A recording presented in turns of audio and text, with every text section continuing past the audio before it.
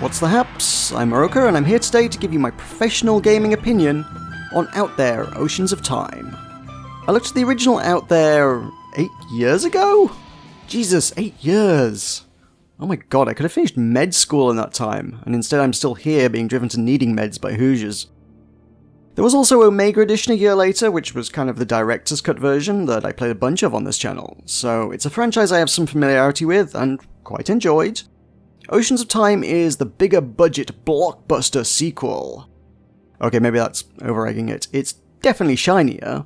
Not that I ever thought the original looked at all bad. It had the whole comic book aesthetic going on, which looked great. And really stylized games rarely ever look especially dated, so it still stands up today. If you played the first, or at the very least watched my videos, the game is instantly familiar to you. Jettison the tutorial out an airlock because we already know how to micromanage stacks of elements in a cubic grid. Oh crap, you wanted that tutorial? Okay, I guess I'd better explain. You have a spaceship. It's not a good one. Things went wrong, okay? It's a spaceship made of squares that you put things in.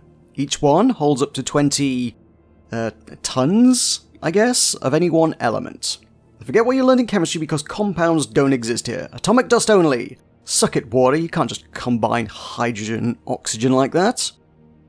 Or a square can hold one thing. One ship system. An engine, a cabin, a telescope, doomsday weapon, they're all conveniently exactly the same size.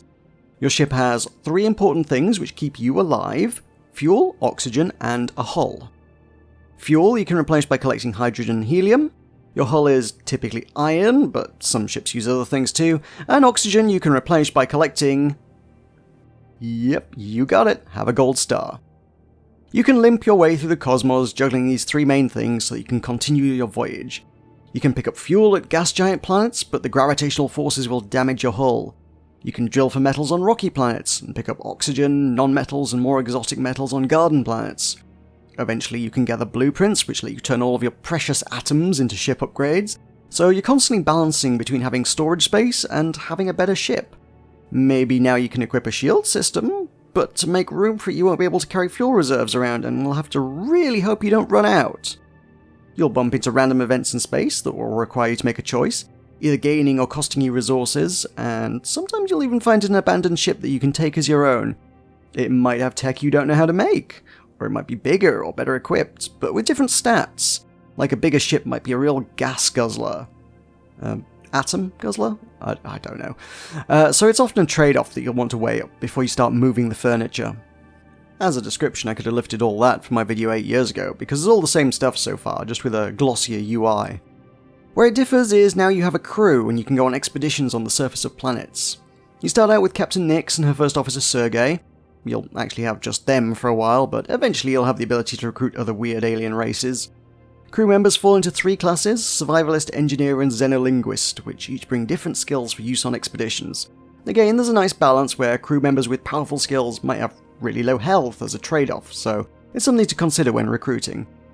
On expeditions, you'll navigate a hex grid around a region of the planet, trying not to step in any deadly traps, picking up items and resources, but more crucially finding various world events. Like the space ones, you get a few options, but here, if you have the right class with enough skill points spare, they can usually defuse the situation effectively, netting you some nice stuff. You can send up to 4 crew on an expedition, so you can cover your bases in having the right folk for the job, but then they'll split the XP gains between them, so you might want to send smaller crews or even solo members out to level them up, bearing in mind that might make the mission riskier. There's a fun balancing act, juggling your resources in basically everything you do. It's honestly really pretty compelling. Sadly, where the game trips over its own tentacle and falls flat on its carapace is in the characters. Standing in stark contrast to these stunning, artsy sci-fi vistas and really cool spaceship designs, Nix and Sergei look like slightly melted action figures. You know how I said the original Out There had a timeless comic book aesthetic? Yeah, these guys don't look great today, and 8 or more years aren't going to do them any favours either. The alien races get away with it a little better, simply by virtue of being, well, alien, but they've still got this plasticky vibe that makes them look like they fell down an uncanny canyon while on an expedition. I genuinely can't fathom why they didn't stick to the art style of the rest of the game. I don't especially care for Nix and Sergei when they get to talking either. Nix is perpetually pulling rank on Sergei, And it's like, you're stranded in deep space in a clapped-out spaceship, and you're not sure if the rest of your species even still exists. Maybe the chain of command isn't the top priority. I think they were going for girl boss energy, but just kind of got asshole. Plus the dialogue is peppered with references to the wider lore of the universe. Did you know they did an Out There graphic novel back in 2016? Out There Chronicles. Maybe some of the lore was in the 8-year-old game that I only really remember the core mechanics of. Maybe some of it was in the 6-year-old graphic novel I didn't read. Either way, I don't know any of it, nor am I so engaged as to go out of my way to seek it out. But it would be nice if some of it could be explained in Oceans of Time. Guys, devs, Miklo Studio, please assume your players aren't familiar with your existing back catalogue of work. You're not Marvel yet. You don't get to make audiences go, "Wait, that's that thing from that other thing," and call it a story. Like, I mean, I kind of get what a God Cube probably entails. It's got an air of nominative determinism about it, right? It's probably got 6 faces and unlimited cosmic power, like Buffalo Bill with the Infinity Gauntlet. But a little more detail wouldn't go amiss for those of us not in the loop. Fortunately, the story bits are more of an occasional thing. You get a lead, a star system is marked on the map, and then you carefully pick your way through the galaxy to that marker, where story happens. Then you get pointed to another system off somewhere else, and the cycle continues. It's more long-form than the original Out There, which had more of a roguelike energy about it. It feels like it's really trying to have that same energy, but I'm 10 hours into my first run here, and it keeps going. I need to stop or I'll never get this video made. Also, once you've gone that far, at a certain point you just happen to stumble across Nyx's old ship just out there in deep space. How? Literally no plot reason is given. Do you have any idea how big space is? Space, it says, is big, really big.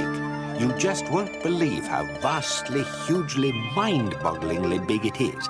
Oh, come on, the chances against it were astronomical. Suspension of disbelief aside, there is a pretty cool bit of fixing it up before it's viable to use, but once you do, it's really good, and then unfortunately that means the fun management part of trying to keep your rust bucket intact as you slowly crawl to your destination sort of falls away. You're slurping fuel from the hearts of stars whose infernal heat and powerful gravitational forces your shielding merely chuckles at, bounding your way across the cosmos, crew morale at an all-time high since you bought them a nice new 64K TV. Out There, much of the time, felt like you were only ever a couple of bad jumps from disaster, and that kept things exciting. And they were quick games, so disaster just meant a shrug and try again. Oceans of Time, in a quest to tell something of a grander story, seems to have lost some of what made the original so compelling. If anything, it's made me simply want to go back and play that one again instead. Oceans of Time isn't without its own charm and enjoyable moments, but compared to Omega Edition, it just feels a bit lost in space. Thanks once more to my channel Buccaneers keeping the ship up in the big black. We're Tulkus. If you'd like a shout out in the credits with them, you can support the channel by hitting the join button below. If you enjoyed this video, don't forget to leave a like, but if you stan Girl Boss Nyx and hate how I did a dirty like that, feel free to leave a dislike. Either way, thanks for watching and I'll see you next time.